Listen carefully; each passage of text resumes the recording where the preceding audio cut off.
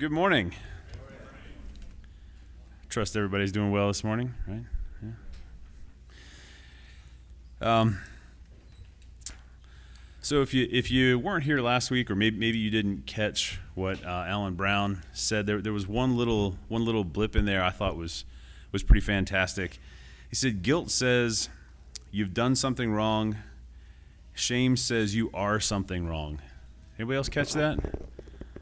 Maybe not. Maybe just me. That's cool. I thought that was pretty phenomenal.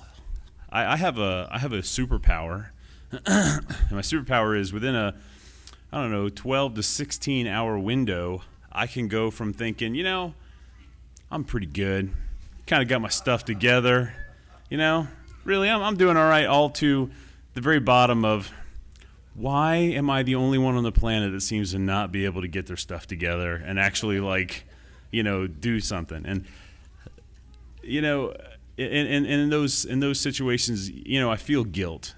I'll feel shame, but I like Alan's distinction last week of, and I don't know, maybe he stole it from somebody else, but wherever it came from, shame is that you are something wrong. We are not something wrong. We are made in the image of our Creator. We're distorted, and we can make that choice to continue to distort that or not. Reminded me of Romans 12. Let's see here. I'll start in 12:2. Do not be conformed to this world, but be transformed by the renewal of your mind, that by testing you may discern what is the will of God, what is good and acceptable and perfect. And then 3, for by the grace given to me, I say to everyone among you, not to think of himself more highly than he ought to think, but to think with sober judgment, each according to the measure of faith that God has assigned. For as in one body we have many members, and he continues to talk about the member thing, but we are to be of sober mind and not emotionally driven. So my emotional superpower of, I'm on top of the world, to, wow, I'm really a pathetic dog, that's not of sober mind. So, I was thinking about that since Alan's message last week, and just kind of thinking about it this week as well in that same vein. So